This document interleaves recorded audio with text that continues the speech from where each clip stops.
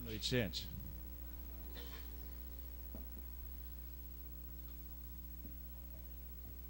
O estudo hoje é isso que nós fizemos aqui nesses primeiros 5 minutos.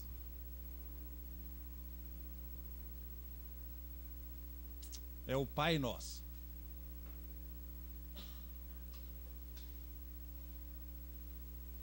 Assim, quando a gente está dentro de um ambiente igual uma casa espírita, ou uma igreja, um ambiente onde existe um preparo espiritual, a gente ainda tem essa necessidade do templo de fora. A gente precisa estar dentro desse ambiente para evidenciar o que a gente não tem conseguido enxergar, o que a gente não tem conseguido sentir. Então, assim, uma música igual a gente viu agora, uma música prece para abertura de um estudo, mexe com as nossas energias profundamente. Então, se alguém aqui não aproveitou, é uma pena. Porque é disso que a gente vai tentar falar um pouco aqui na noite de hoje. A nossa grande dificuldade moderna, que nós temos reclamado tanto da nossa vida, e a gente olha para o lado e a gente acha que a culpa disso é a política, que a culpa disso é aquelas pessoas que convivem conosco, que é a sociedade, que é o criminoso. A gente acha que a ruindade que às vezes a gente está percebendo na vida são as dificuldades, os obstáculos, as dores que chegam para nós. Porque, na verdade, esse é um processo equivocado nosso, do homem. É um processo alucinatório. É uma apartação nossa de Deus. É disso que nós vamos tentar pensar um pouco aqui nessa noite, usando, como sempre, a referência do Evangelho de Jesus à luz do Espiritismo. Eu vou tentar, assim, fazer... Eu busquei alguns textos ali do Boa Nova, que é uma psicografia do Chico Xavier. Humberto de Campos traz algumas passagens dos apóstolos junto a Jesus. E eu escolhi alguns personagens ali para a gente pensar um pouco em cima disso. Mas queria, assim, que a gente iniciasse com aquele pensamento. A gente já falou isso aqui, inclusive, nessa casa, quando perguntaram para Madre Teresa de Calcutá o que era oração, como que ela orava. E ela falou assim que ela conversava com Deus. E aí perguntaram para ela, mas como é que é essa conversa? O que a senhora fala para Deus? Eu não falo nada. Eu só escuto. Certo, mas então o que é que Deus fala para a senhora? Não, ele também não fala nada. Ele só escuta. Então é uma conversa não articulada. Não é uma conversa raciocinada. Não é com intelecto. Apesar da ciência nossa mostrar que quando a gente está em prece, zonas específicas do nosso cérebro são irrigadas, é uma consequência natural da conexão que o coração faz. Porque a sede da consciência não está no cérebro. A sede da consciência está lá na obra básica, está no coração do homem. Vamos tentar entender essa prosa esquisita da Madre Teresa de Calcutá com Deus. Se a gente fizer uma divisão, a gente espírita precisa de ciência, precisa de filosofia, para ver se a gente atinge o que interessa, que é a religião. Está também lá no roteiro que o Emmanuel mostra para nós, que é do coração que vão partir essas vibrações que vão verdadeiramente trazer o nosso avanço. Mas usando um pouco da ciência, a gente pode classificar o desenvolvimento da vida de inúmeras maneiras. E eu vou me dar o luxo de escolher um jeito de dividir ela. A manifestação da vida antes do homem,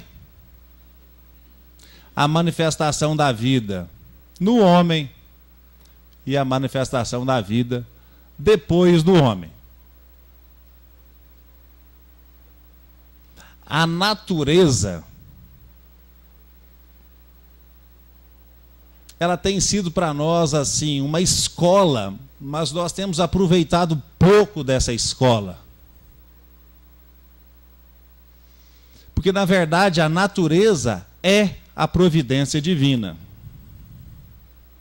E nos estágios mais primitivos da vida, antes da gente pensar e estagiar no reino do homem, no reino hominal, lá atrás, no reino mineral, no reino vegetal e no reino animal, a gente percebe a providência divina agindo de uma maneira muito precisa, agindo de uma maneira muito cirúrgica em benefício daquela inteligência que está estagiando. E a gente vê que uma espécie, se a gente voltar no tempo 1000 anos, 2000 anos, 3000 anos, 10.000 anos, nós vamos ver que aquele bicho que existe hoje, existia lá, do jeito que ele é hoje, em comunhão perfeita com o Pai. A minhoca faz o que a minhoca de hoje faz, a minhoca filha faz, a mãe fez, a avó fez, a bisavó, a tataravó, e nós podemos ir voltando aí em muitas gerações de minhoca. E nós vamos achar uma estabilidade nessa espécie. Faz a mesma coisa. E faz a mesma coisa em perfeita comunhão com Deus. Não erra. Porque existe uma força ali chamada instinto que direciona a vida. E uma minhoca faz o que uma minhoca tem que fazer. E uma vaca faz o que uma vaca tem que fazer. E não há erro. Um pé de milho não erra o que ele tem que fazer. A pedra não erra. Então a gente começa o pensamento dessa noite com a seguinte indagação para nós mesmos. Houve retrocesso? Porque se o homem é um avanço desse estágio no vegetal, desse estágio no animal, por que há tanto erro? Justamente em quem é mais avançado.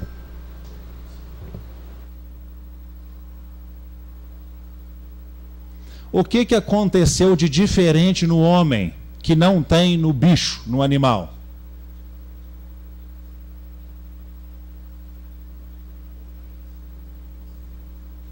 Hein? Consciência. Mas a crisálida da consciência, ela está lá. Ela ainda não foi acessada na plenitude por nós, mas houve lá atrás isso. Essa consciência está manifestando lá na alface? Porque olha só, se o homem tem consciência e ele erra, que história é essa? E a alface sem não erra.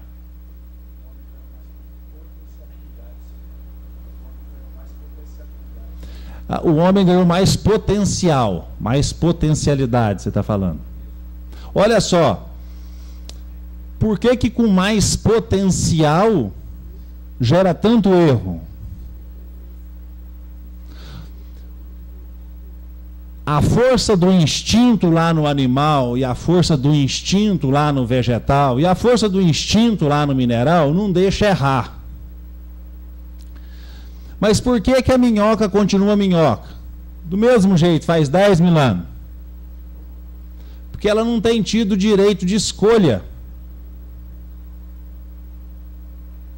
E é isso que lá na Gênese, o Galileu falou, que para que a gente pudesse ter uma noção ainda míope, ainda muito rasteira, do início da alma, do princípio de um espírito, que é justamente quando a gente começa esse estágio nosso de homem.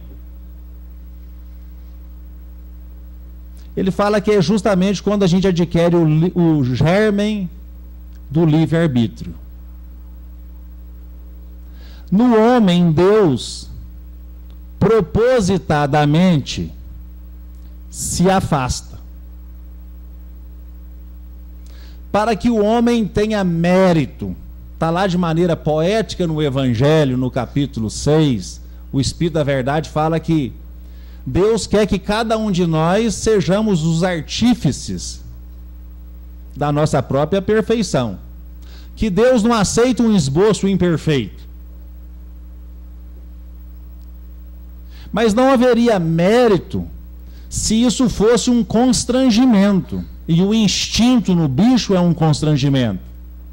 Ele é comandado pela providência divina e não existe erro. Já o ser humano, ele começa a ter a oportunidade de escolha, de construir uma história muitíssimo particular. E quando nós fomos soltos lá naquela aldeia que o André Luiz fala no Evolução em Dois Mundos, que começou a haver aqueles primeiros pensamentos contínuos, e o instinto já não agia soberano em nós. Ainda há instinto, mas já havia uma inteligência sendo trabalhada. Já existia o elaborar de um raciocínio, e uma mola nova aparecia para a alma naquele instante, que era a paixão. E o homem saiu à cata de sensações. E experiência em cima de experiência foi o trajeto que fizemos até hoje. Então existe aquela vida onde o instinto rege e comanda antes do homem. Mas também existe uma vida depois do homem. Pergunta do Livro dos Espíritos: o que acontece conosco na nossa última reencarnação? O que acontece com o espírito na sua última reencarnação?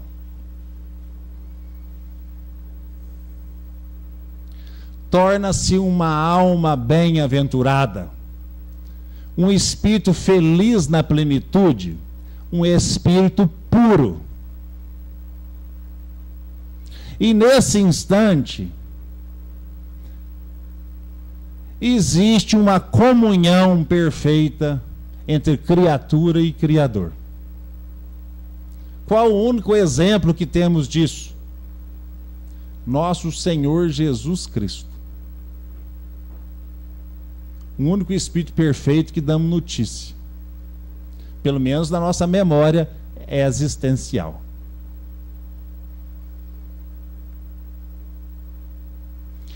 A diferença do bicho, do vegetal para o anjo, apesar de existir comunhão perfeita entre a criatura e o Criador, a diferença é que o anjo livre arbitra.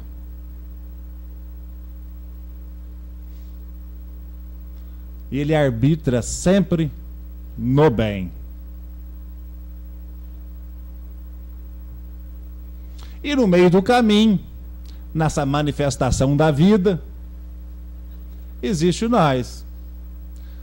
Um espírito em trânsito, em busca da perfeição, mas ainda longe dela. Em busca da pureza, mas ainda longe dela. Em busca da bem-aventurança, mas já perto dela.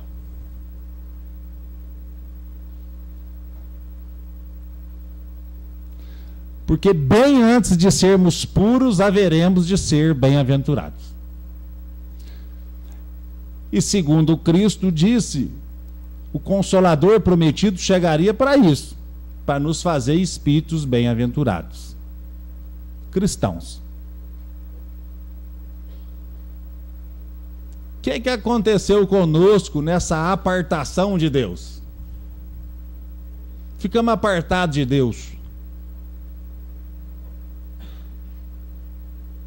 E Jesus só veio estar entre nós para fazer esse convite, exemplificando como é que funciona isso. Como é que é estar no mundo, mas não ser do mundo?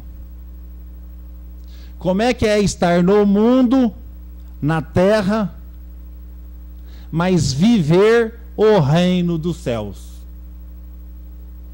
Que é o que o Pai Nosso fala para nós o tempo todo. Muitos irmãos nossos, ainda no reino nominal, e ainda num planeta de expiação e prova igual ao nosso, já conseguiram essa comunhão. Obviamente, os primeiros exemplos são daqueles que viveram perto, próximo do Cristo. E é isso que nós vamos tentar pensar alto a respeito dessa necessidade da comunhão nossa com Deus.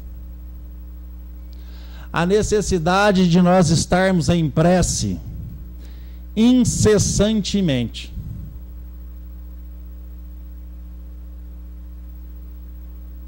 Sem estar trancado num quarto, ajoelhado, rezando. Está em oração e comunhão com o Pai, no trânsito, no banco, na empresa, na praia,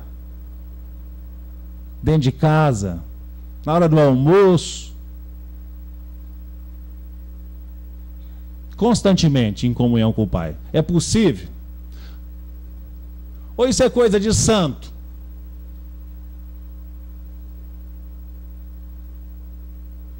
O que é ser santo? Pedro era santo? Recebeu lá a chave da igreja, o braço direito do Cristo.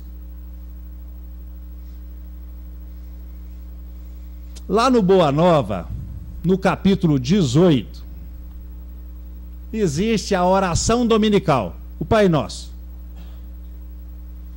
Humberto de Campos retrata o dia em que Jesus ensina aos apóstolos o Pai Nosso.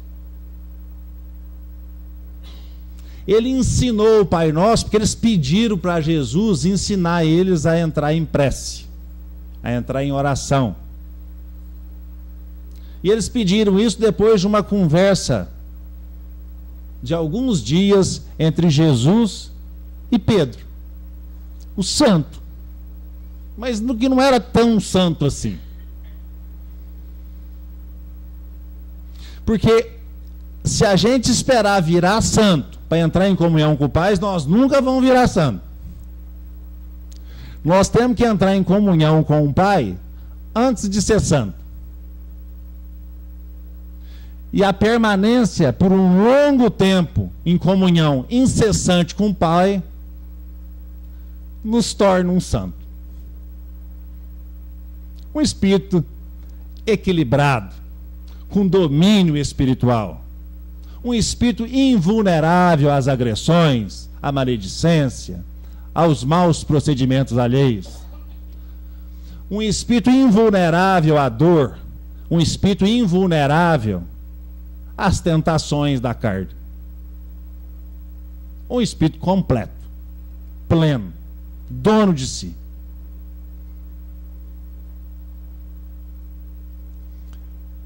A sogra de Pedro tinha sido curada. Ela estava enferma e Jesus curou ela. A gente sabe que Jesus curou superficialmente todo mundo, porque a cura só existe quando ela é feita pelo próprio paciente. Porque a doença já é um efeito, e às vezes a gente consegue, com a ajuda externa, cessar os efeitos. Mas a causa só é cessada quando a gente decide a mudança. Então Jesus tinha cessado os efeitos da enfermidade da sogra de Pedro, o apóstolo. E a sogra dele seduz Pedro, fala assim: Pedro, você foi dos primeiros convidados pelo Cristo. Olha o poder de Jesus, é inegável que ele está com Deus. Pensa bem, Pedro. Olha para a nossa casa. Exiguidade de dinheiro. Estava faltando dinheiro para o Pedro. Muitos afazeres domésticos. Pedro, não tem ninguém para ajudar nós aqui. Olha a tua esposa. Trabalha demais, não tem tempo para nada. A nossa vida, Pedro, está muito difícil. Pede para Jesus dar um jeito. E Pedro é seduzido. Uma hora eu falo com ele. Está lá no capítulo 18 do Boa Nova. E Pedro chega um dia e fala assim, ele encontrou um momento e ele fala assim para Jesus: Jesus, Deus escuta as nossas preces? Perfeitamente, Pedro. Escuta tudo. Desde sempre Deus ouve tudo que a criatura pede. Mas então, Jesus, por que tanta diferença? Olha só, o santo Pedro querendo um favorzinho do Cristo. Será que nós fazemos mais ou menos assim?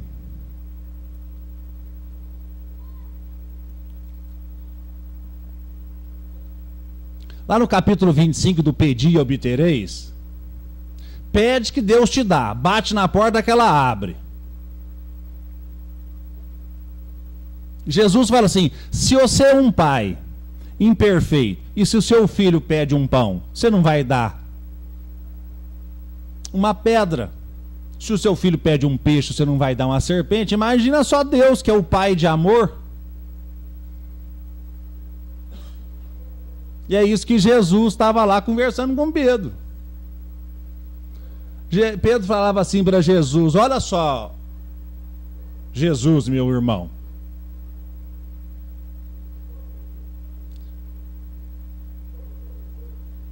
o Levi, que era outro apóstolo, ele tem um salário enorme, ele é coletor de impostos. Eu acordo de madrugada, pesco o dia inteiro e não ganho nada perto do Levi.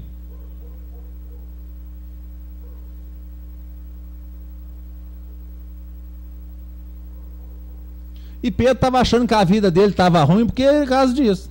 Será que nós também achamos que a nossa vida está ruim? É porque o tanto que o nosso salário... A gente olha alguém e fala assim, nossa, o sujeito faz nada, olha o que ele ganha. A hora que a gente fica sabendo, dá até dor de barriga.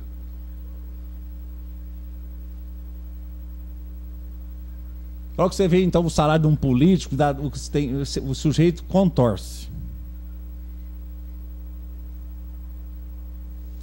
Pedro estava desse jeito. Olha lá o Levi ganhando, coletor de imposto, trabalha, vai lá, ganha um salarão. Olha só a Joana era a Joana de Cusa, casada com Cusa, que era um patrício romano. A Joana tem uma casa, está aqui também seguindo o evangelho, mas ela volta para a casa dela e está cheio de servo lá. Cheio de empregado, cheio de conforto. A minha esposa tem que lavar, limpar, cozinhar, cuidar da horta, fazer tudo. Essa é a conversa, essa é a possibilidade que o Espiritismo dá para nós.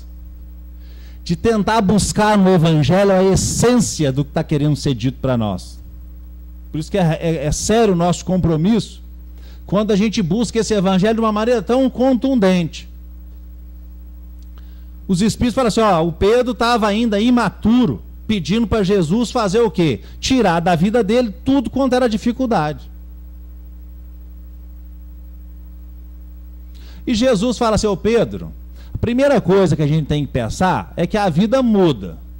Uma hora a gente tem a Joana, por exemplo, pode ser que uma outra hora ela esteja de outro jeito. Você tem que entender o seguinte: o mundo pertence a Deus. E Deus sabe a nossa necessidade. E é por isso que Ele coloca nós na função, na posição mais adequada para nós. Se eu não me entregar a isso, eu vivo desconecto do Pai. Pedro entende aquilo, mas passa um tempo, ele fala assim, mas Jesus, eu continuo sem conseguir atingir o Pai. Jesus de novo falou, o que você está pedindo, Pedro? Estou pedindo que Ele possa amainar a minha vida. Dá uma maciada. Jesus fala assim, mas Pedro, nós já conversamos sobre isso, Pedro. Enquanto você pedir para que capricho seu seja atendido, enquanto você exigir de Deus que a sua situação seja diferente da que ela é, você vai sair mal da prece. Sabe o que você tem que pedir, Pedro? Você tem que pedir para que Deus consiga te ajudar na compreensão da vontade dele.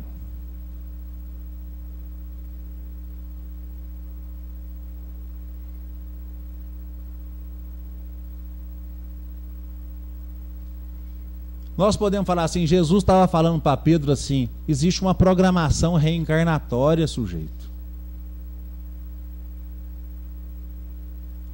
Bilhões e bilhões de galáxias, bilhões e bilhões de sóis, bilhões e bilhões de planetas, bilhões de pessoas, você caiu no útero da tua mãe. Numa condição cultural, numa condição social, numa condição intelectual, numa condição física tal, que melhor te atenda. É esse questionamento que a minhoca não faz em relação ao Pai. A minhoca está em conexão com Deus. A vaca está em conexão com o Pai. E nós apartados de Deus. Reclamando da vida que é de Deus. Não percebendo a riqueza das oportunidades que o Pai nos manda a todo instante. É por isso que a ventura não chega.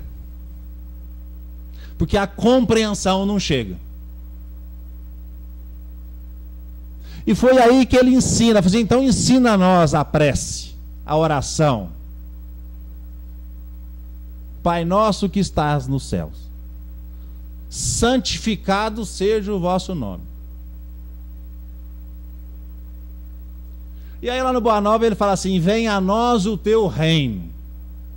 Porque se o reino de Deus não vir ao homem, se a misericórdia de Deus não chegar, Não funciona. Seja feita a tua vontade, assim na terra como no céu. Está vendo, Pedro?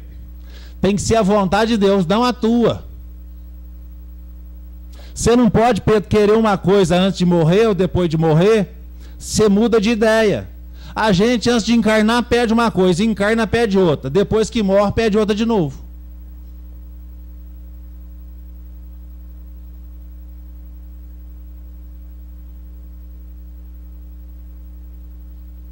Eu tenho que me entregar a Deus.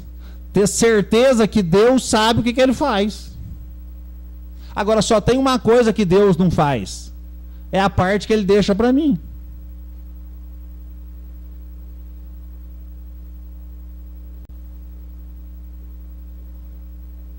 O pão nosso de cada dia dai-nos hoje, Senhor.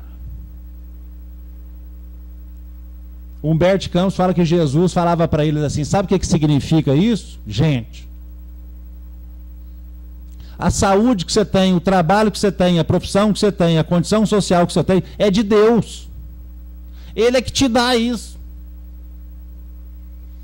Cabe a Deus a providência divina. Porque é um Pai infinitamente bom, é um Pai infinitamente amoroso, é um Pai infinitamente inteligente, é um Pai infinitamente poderoso, que pode tudo e só quer o bem do filho. Mas sabendo a fragilidade do ser humano, ele fala, mas não nos deixais cair em tentação, nos livra do mal.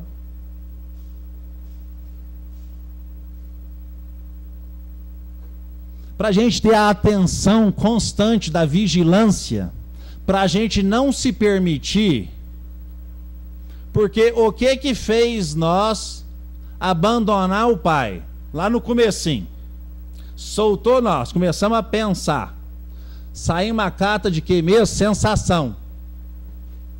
Nessa hora, o que nós fizemos? Abandonando a causa do Pai. E fomos embora, divertir. E até hoje, por que a gente cai sempre?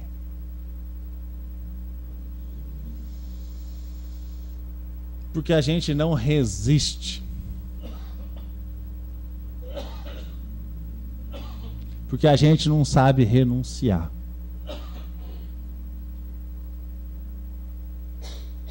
Ele ensina Pedro a rezar, a orar,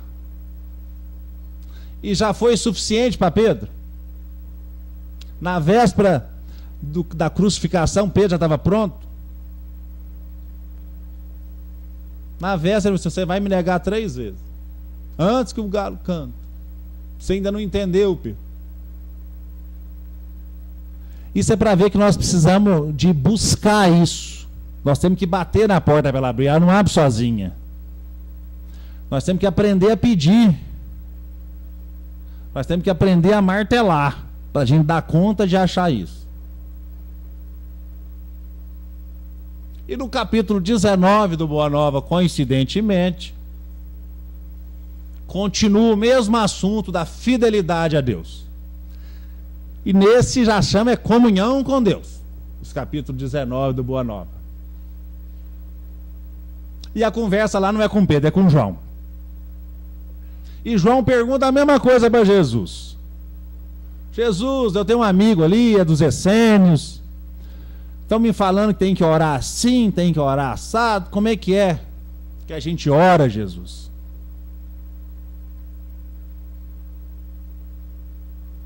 Olha o que o João evangelista falou. São João.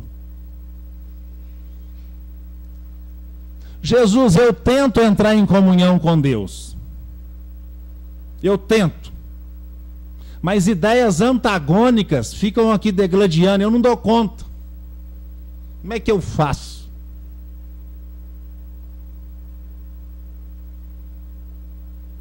A dificuldade nossa é a mesma dificuldade. O que é a vantagem nossa? Já teve um monte de exemplo que chega para nós e é assim que faz. Dá para nós, nessa encarnação, ter uma conexão fina, perfeita com Deus?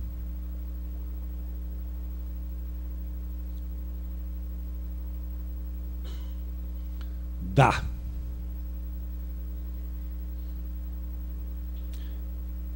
E eu vou ser um pouco assim, alarmista. Se não der dessa, vai demorar muito para dar de novo. Nós temos que dar conta. Não tem jeito de ter tanta conspiração reunida para nós dar conta igual agora. É por isso que 2000 não passará. É por isso que Santo Agostinho, há quase 200 anos, falou assim: olha, vocês estão vivendo um momento muito especial de regeneração planetária. Tudo conspira para vocês se regenerar. Regenera. Porque o Emmanuel falou assim: agora ou você está com Cristo ou está contra ele. Não dá para ficar no meio do caminho mais. Ou nós vamos desconectar de vez de Deus, ou nós conectamos. Não dá para nós ficar nesse negócio. Uma hora eu quero, outra hora eu não quero. Esse é o convite que o Espiritismo faz. O Espiritismo lê-se o cristianismo faz para o planeta inteiro.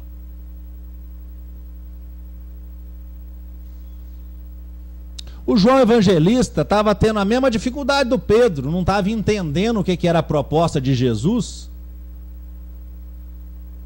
Jesus fala as mesmas coisas para João lá no capítulo 19 do Boa Nova. Ô João, é preciso ter uma entrega para Deus. Você tem que se sentir sendo de Deus, ser de Deus. E Jesus convida João a olhar a natureza. Olha a fidelidade de Deus na natureza. Percebe lá na natureza a fidelidade.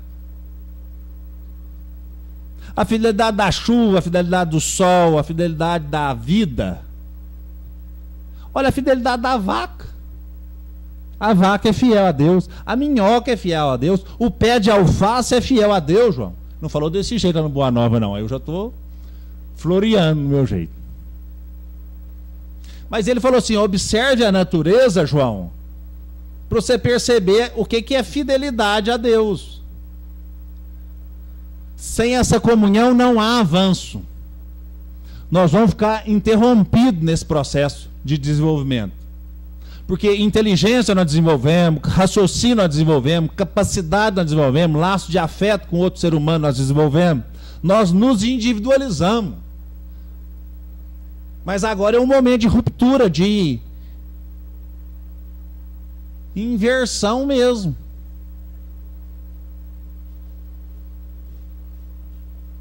A asa da moralidade e a religião vai fazer isso conosco.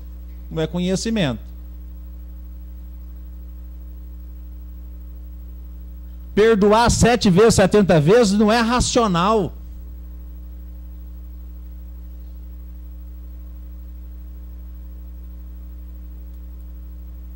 Querer conviver com quem só nos traz coisas desagradáveis não é racional. O racional é afastar, é ser indiferente, é viver a sua vida. Racional é ser egoísta e pensar em si mesmo. Por isso que não é com o raciocínio que nós vamos dar conta de romper, é com o coração. E o coração, e Jesus fala assim: o Pedro, o João,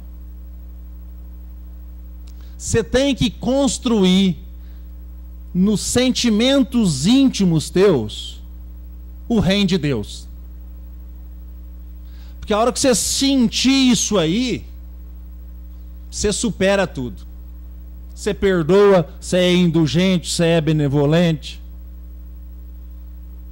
Com isso você avança. Se você ficar aqui no raciocínio, você não dá conta.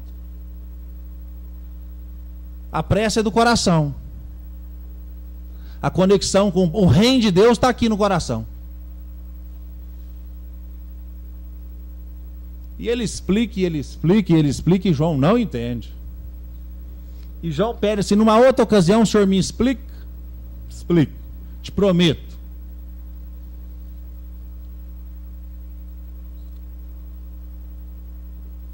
Eles estavam saindo de Jerusalém para Jericó. Era uma região muito árida, segundo Humberto Campos descreve, meio desértica. E eles encontram lá um sujeito forte, suado, um trabalhador, cavando um buraco, uma cisterna, um poço. E aí Jesus falou assim: ô Pedro, eu acho que vem cá, vou tentar te explicar isso aqui, vê se você entende, na alegoria. Porque o entendimento não é aqui. João estava tentando seguir aqui, e é por aqui. O evangelho é uma linguagem do sentimento. Por isso nós temos tido tanta dificuldade, porque nós estamos na letra. Nós temos que buscar no evangelho aquilo que nós buscamos na música. Tudo que eu estou pelejando aqui para falar, quem teve uma sensibilidade maior sentiu na música. A letra, eu não guardei a letra, mas está lá: o Pai amoroso cuida da gente, vela por nós. Eu tenho que entender isso. Tem Deus velando por mim o tempo todo. E eu estou cheio de medo. Eu estou cheio de insegurança. Deus me colocou no lugar certo e eu estou cheio de impaciência. Estou cheio de rancor, cheio de contrariedade. Reclamo da minha vida o tempo todo, porque eu não estou dando a mínima para Deus. Deus errou comigo, não pode? E naquela hora ali, naquela estrada, João, o evangelista, o discípulo amado, o único que morreu velhinho, o que ficou lá com Maria, o único que não correu, mas estava lá ainda cheio de insegurança. E Jesus questiona aquele trabalhador lá cavando aquele buraco, aquele poço. O que ele estava fazendo? Eu estou procurando água. E Jesus questiona ele propositadamente: como é que você sabe que tem água? Olha, faz tempo que não chove aqui, mas que chove, chove. Já choveu, já vi a chuva.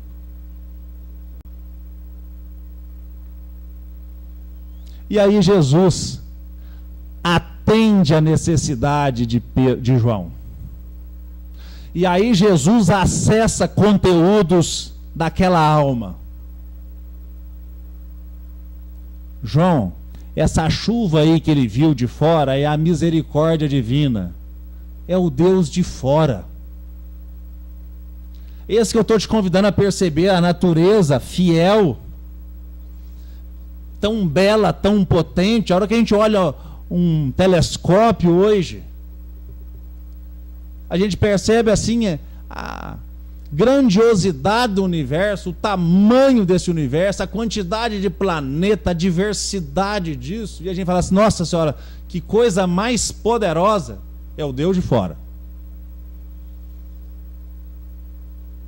E tá vendo, João, esse sujeito aí cavando,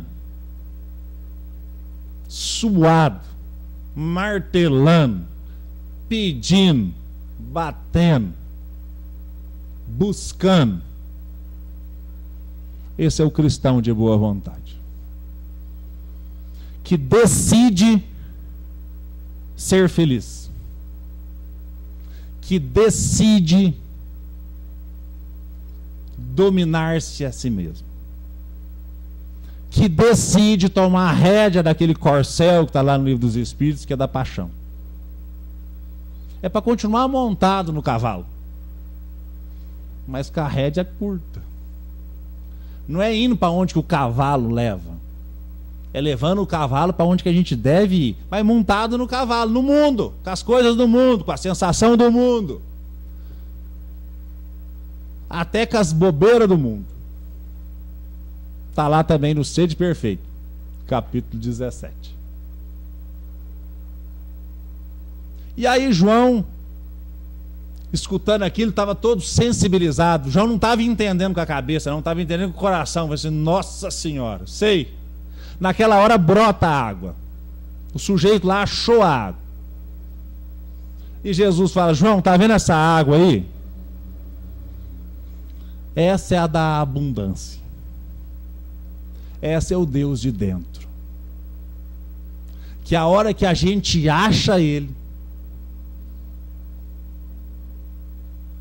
aquilo que era um problema enorme na nossa vida, aquilo que era um obstáculo enorme, intransponível, some. A gente supera. Porque nesse instante a gente está em comunhão com Deus. A gente tem alguns milésimos de segundo dessa comunhão de Deus. Às vezes, num ambiente igual esse, a gente consegue assim, uma conexão. Porque tem um pouquinho desse Deus de dentro e um tantão do Deus de fora, dos mentores espirituais, desse magnetismo de fora.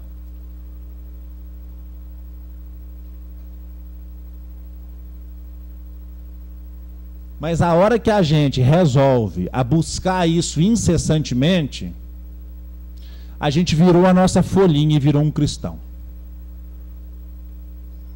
A gente passou a operar com o Cristo.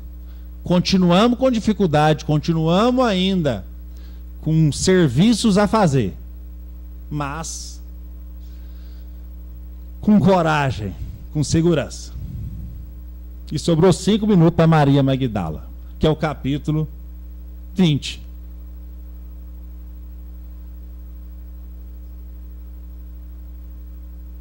Maria Madalena, a Maria de Magdala,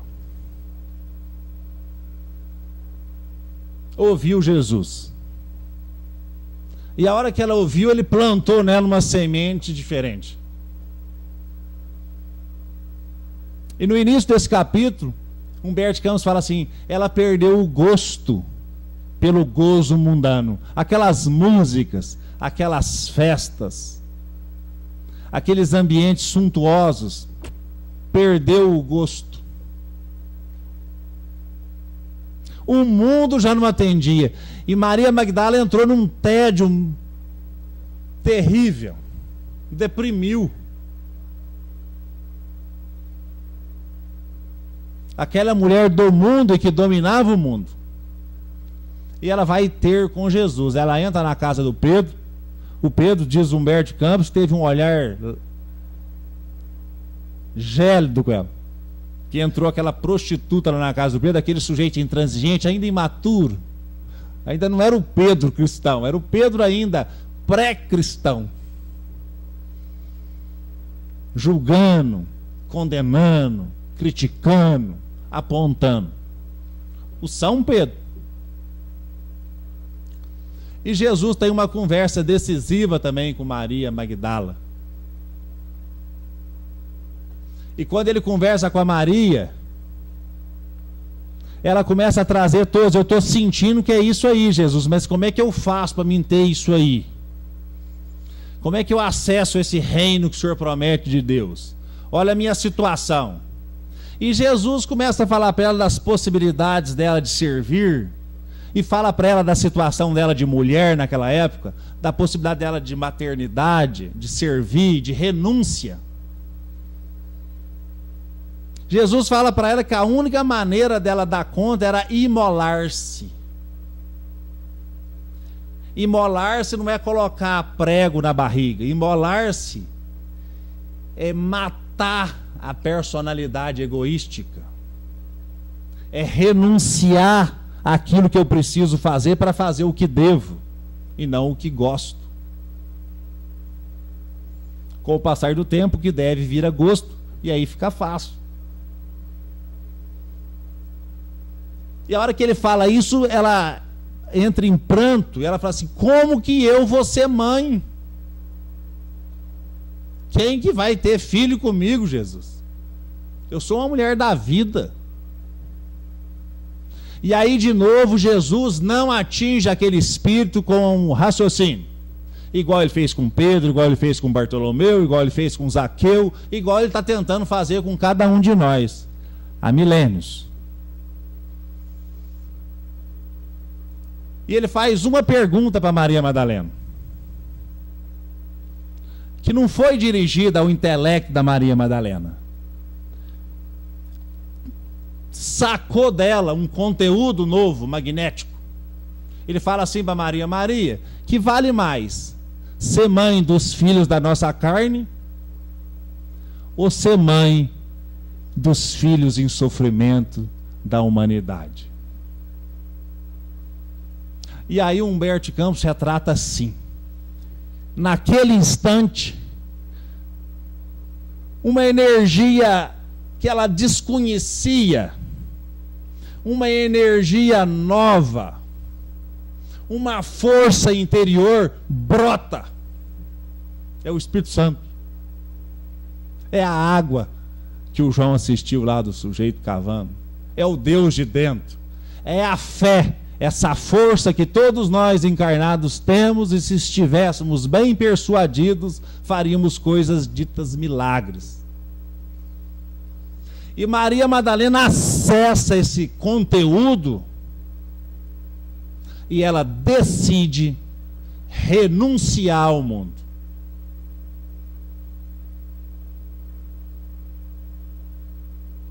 Essa é a diferença nossa.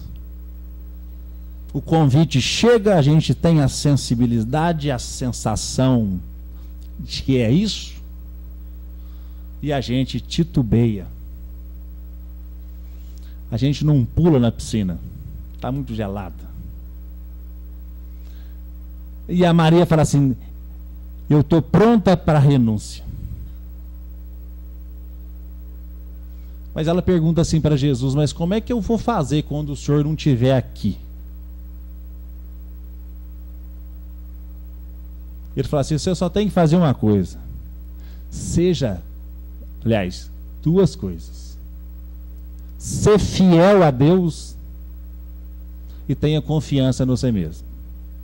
E Jesus fala assim: Maria, vai ser difícil, vai ter obstáculo, vai existir muita pedra no caminho, mas você só precisa de uma coisa: crer que você vai dar conta.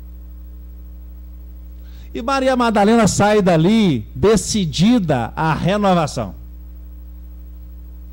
E ela sai dali e ela vai servir. Ela traz utilidade, aquele tédio dela com a vida mundana ficou de lado. E o que não faltou para Maria Madalena foram ofertas de facilidade na vida. E ela recusou a todas. E ela se dedicou a servir quem estava em dor. E aí ela pegou toda aquela carga de sensualidade, aquela que seduzia o homem no mundo, e ela passou a atender os irmãos em sofrimento. Naquela época, leprosário era o auge de um ambiente de dor, de exclusão social, de dor física, de deformidade, de desconforto. E é para lá que ela vai. E o Humberto de Campos fala que aquela energia toda que estava estancada na sensualidade, na moeda de uma vida mundana, de uma prostituta, ela canalizou no bem. E diz que ela seduzia agora os irmãos em sofrimento. Contagiava a todos de alegria. Contagiava a todos com aquela fé viva naquele Cristo. E ela não conseguia mais parar de servir. E quando ela desencarna, leprosa, o Cristo recebe ela com um abraço e fala assim: você deu conta, amou bastante, você passou pela porta estreita, porque ele havia feito uma advertência para ela: não faça o bem da porta larga. E lá Humberto de Campos fala que muitas das vezes o cristão quer ser o bem, o honesto como o outro é honesto, o que faz a coisa certa como o outro faz a coisa certa, o bom filho como o outro é o bom filho.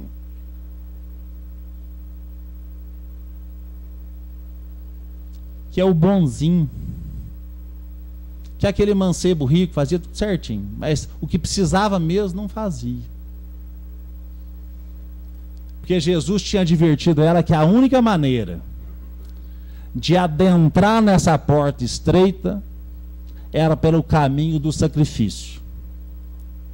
E Jesus mostrou assim: todo o bem da humanidade veio de homens que souberam sacrificar-se, abrir mão de, parar com a exigência, com o capricho, com os desejos sendo atendidos. É por isso que nós estamos encarnados, numa encarnação com tanto esclarecimento, com tanta lucidez, com tanta possibilidade de achar essa água, com tanta ferramenta para cavar esse poço. E é por isso que no capítulo 5 do Evangelho segundo o Espiritismo, Bem-aventurados os aflitos, os Espíritos nos advertem: é preciso que vocês amem a luta. Quando Deus vos enviar a luta, agradece a Deus. Não fica desejando uma vida que enervaria o seu corpo e entorpeceria a sua alma. E é isso que nós estamos ainda, igual Pedro, pedindo para Jesus resolver o problema do bolso dele, o problema da casa dele. Alucinadamente pedindo para Deus coisa ilusória, desnecessária. Porque que é a única coisa que nós viemos fazer nessa encarnação?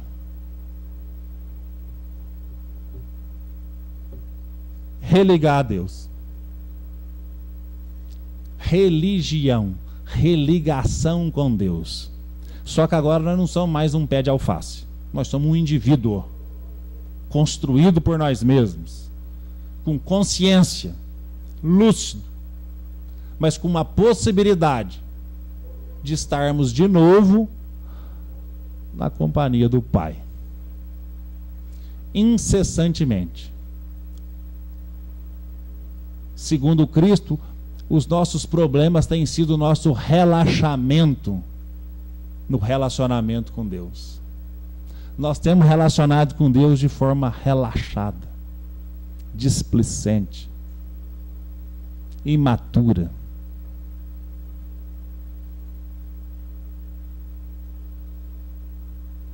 Por isso que é uma boa nova. Por isso que é uma boa notícia.